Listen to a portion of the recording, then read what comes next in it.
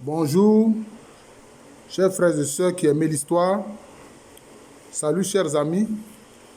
Alors, je voudrais me livrer un exercice qui n'est pas très facile. Bon. C'est pour parler des Aquamous à travers l'espace et le temps. Voilà. C'est vrai, j'ai fait 2 vidéos sur le royaume Aquamous qui est devenu ensuite l'empire Aquamous. Voilà. Il y a beaucoup de royaumes que les Aquamous ont créés. Ils ont créé beaucoup de royaumes, les Aquamous. Mais je voudrais ici, à travers le temps et l'espace, voir là où les Aquamous se sont installés et de quelle manière. Alors, vous savez que très anciennement, les Aquamous, dont les dirigeants sont du clan Aduana Abradé, de Matriclan Aduana Abradé. C'est-à-dire ceux qui ont pour symbole le chien et le feu. Voilà, ceux qui ont pour symbole le chien et le feu. C'est eux qui ont domestiqué le feu, c'est eux qui ont apprivoisé le loup qui est devenu le chien que nous connaissons. Alors, dans le Borno, ils disent que les ancêtres étaient dans une grotte.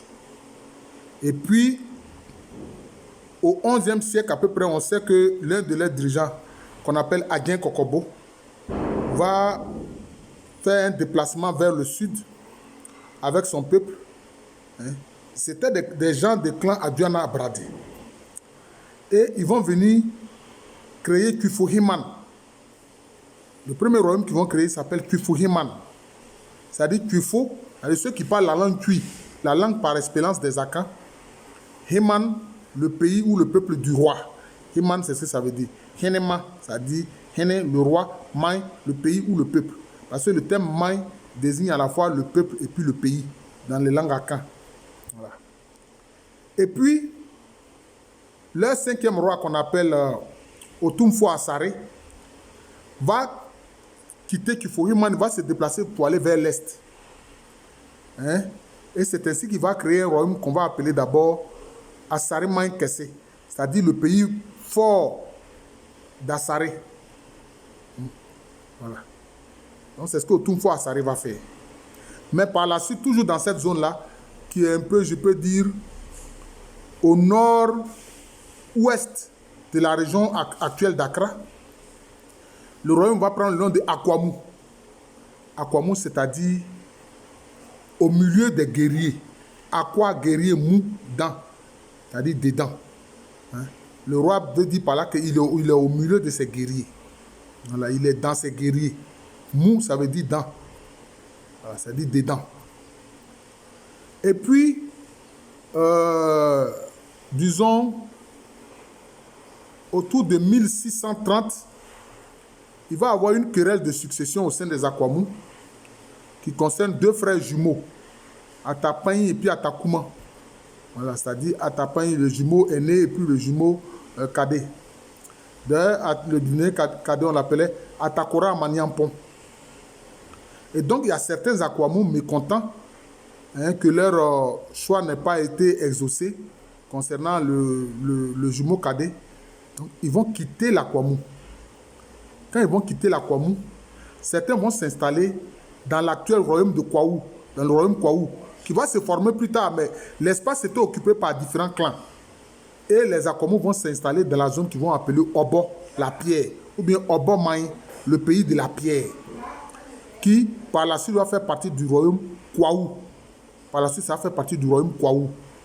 Donc c'est eux, ces membres de ce clan Abradé, se sont installés à Obo, la pierre, ou Obo Maï, le pays de la pierre. Il y a certains qui vont créer des localités, des chefferies dans ce qui va être la future confédération Ashanti. Ils vont créer plusieurs chefferies dans ces zones-là. C'est ainsi qu'ils vont créer Asuminja, qu'ils appelaient Asubinja. Mais les Ashanti vont l'appeler Asuminja, sinon son ancien nom c'est Asubinja. Ils vont créer Kumaou, ils vont créer Suntreso, ils vont créer Ohen, ils vont créer Sawa, ils vont créer Ninahen. Tout cela, ce sont des localités que ces Aquamous vont créer. Voilà, vont créer. Et ces chefferies vont s'intégrer par la suite à la Confédération Ashanti. Ceux qui vont refuser de s'intégrer, c'est eux qui vont aller créer le royaume Bron-Diamant. Donc, la famille royale, le clan royal Bron-Diamant est d'origine Akwamu. Voilà. Ils vont créer l'Akwamu. Ils vont créer, pardon, le Bron-Diamant. Et puis après, d'autres maintenant vont créer le royaume d'Oma. Hein? Grâce d'abord aux conquêtes de Afari Koko et de son neveu qu'on appelle, bon, quand il va prendre son nom de reine, ce sera Tiramis Kafo. Sinon, on l'appelait Aswama Okuku Dabi.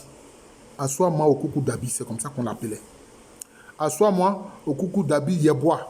Voilà, c'est comme ça qu'on l'appelait. Mais quand il va commencer à diriger le Doma, il va prendre le nom de Tiramis Kafo. Donc voilà encore, ce sont des Akwamu qui ont créé le royaume Bron-Diamant. C'est eux qui ont créé le royaume Doma. Mais tenez-vous bien, certains de ces anciens Akwamu vont s'installer dans le Dankira. Ils vont s'installer dans le Dankira. Vous voyez. Ça, c'était avec un de leurs leaders qu'on appelle Nana Tchebi.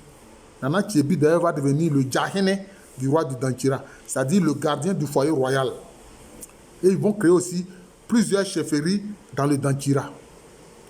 Mais tenez-vous bien, de cette zone du Dankira où étaient des Akwamu, certains vont aller s'installer en territoire Agni. Et là, ils vont garder surtout le nom Abradé, qui est le nom de leur matriclan, Abradé. Voilà. Donc, ils vont s'installer dans le royaume d'Anoasma. Disons, dans la deuxième moitié du XVIIe siècle. Dans la deuxième moitié du XVIIe siècle. Ils s'installent donc dans les Broussa, dans l'Aouine. Voilà. Et quand l'Aouine est vaincu en 1721 par l'Ashanti, ces Abradis ont voulu créer une principauté indépendante. Mais malheureusement, le roi de la Sayo Yuoso les en a empêchés. Et il y a eu des guerres. C'est ainsi que certains vont s'installer dans ce qui va être l'Agni Bona, en Côte d'Ivoire actuelle, l'espace des Agni Bona. Voilà. Avec Nana Ndangwa, donc il y a des Abradis qui vont créer des villages dans l'espace Agni Bona. Maintenant, il y a d'autres qui vont descendre beaucoup plus au sud, où ils vont s'installer dans la zone de Abradinou, avec Nana Ebrin-Bon. Tous ceux-là sont d'origine Akwamu. Voilà. Vous voyez? Donc c'est cela. Mais aussi, quand ils ont quitté l'Akwamu, certains vont s'installer dans le royaume de Dua-Yao-Nkwanta. Certains vont s'installer dans le royaume de Dua-Yao-Nkwanta. Mais ce n'est pas eux qui exercent la royauté. Mais ils vont créer des chefferies dans ce royaume-là. Maintenant, il y en a d'autres Akwamu qui vont venir dans le Wassa. Ils vont venir dans le Wassa. Ils vont demander l'asile au roi du Wassa. Mais qu'est-ce qui va se passer? Quand l'Ashanti va attaquer le Wassa en 1728, ils vont se mettre du côté des agresseurs Ashanti contre leur suzerain qui était le roi du Wassa. Et si bien que le royaume du Wassa va être scindé en deux. L'ancien royaume Wassa va prendre le nom de Wassa Féassé. Et puis maintenant, ces Akwamu, qui je peux dire, ont trahi leur roi, leur suzerain, et qui se sont mis du côté des Ashanti. L'Ashanti va leur permettre de créer un autre royaume qui sera le royaume Wassa Amanfi. Donc le royaume Wassa Amanfi donc, a été créé par des Akwamu. Toujours de clan Adjuana Abradi. De clan Abradi. Voyez. Mais ceux-là, certains sont venus s'installer dans le royaume Nzema. Ils ont créé beaucoup de villages dans le royaume Nzema. Mais leur principale, je peux dire, localité dans le Nzema va prendre le nom de Kuromofofro. C'est-à-dire nouveau village. Mais en Nzema, on dit Mouroflo. Ce village est appelé en langue Nzema Mouroflo. D'ailleurs, l'ancêtre qui est venu avec ses Akwamu dans le royaume Nzema, on l'appelle Bouloumiachoum. On l'appelle Bouloumiachoum. Nana Bouloumiachoum. Vous voyez. Donc, vous voyez que les Akwamu se sont installés dans différents royaumes et ils ont créé différents royaumes. C'est le même peuple. Mais quand l'Akwamu va être vaincu en 1730, parce que l'Akwamu va être vaincu en 1730 par une coalition de deux royaumes Achem, Achem Kotoku et puis Achem Abouakwa. Vous voyez. Voilà. Mais sur les cendres de l'Akwamu, il y a un autre royaume qui va surgir qu'on va appeler le royaume Akwapem. mais là qui va être dirigé par une dynastie qui était dans la team Abouakwa, mais qui est de clan Assakiré.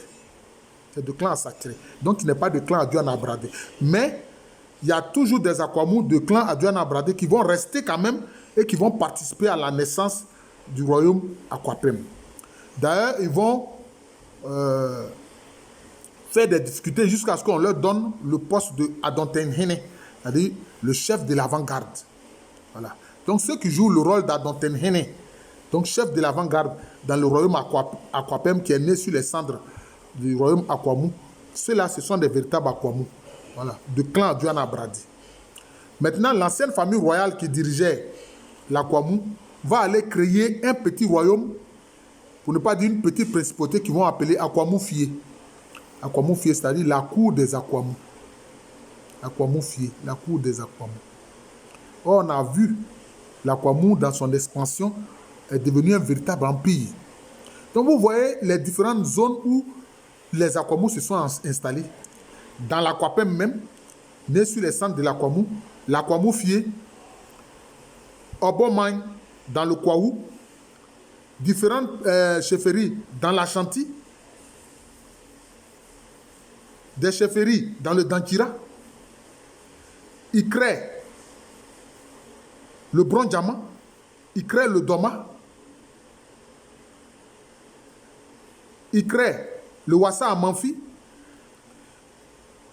il s'installe dans la Nibona, où il crée plusieurs chefferies, et puis il crée le royaume, le petit royaume de choses Agni Abradé. Agni Abradé, puisqu'ils vont adopter la langue Agni. L'Agni Abradé, puis aussi dans le Bona aussi, ils vont adopter l'Agni. Voilà, vous voyez.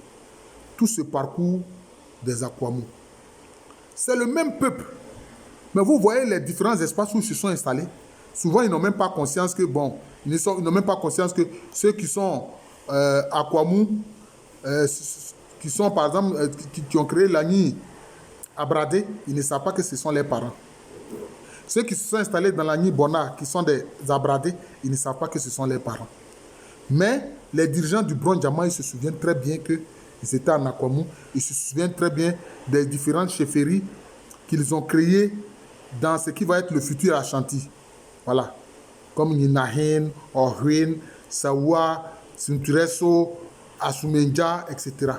Parce que j'ai entendu l'ancien roi décédé des Bronjama, qu'on appelle Nana Kofi Yeboah. Il connaît parfaitement l'histoire de ses ancêtres. Il connaît parfaitement l'histoire de ses ancêtres. Voilà. Je l'ai entendu parler de l'histoire de ses ancêtres. J'étais content parce que il a dit vraiment la vérité historique. Et mes travaux confirment ce que Nana Kofi Yeboah a dit. C'est cela. C'est cela. Mais il ne sait pas que certains de ses parents à Kwamou se sont installés en pays Zema, notamment à Ounofro.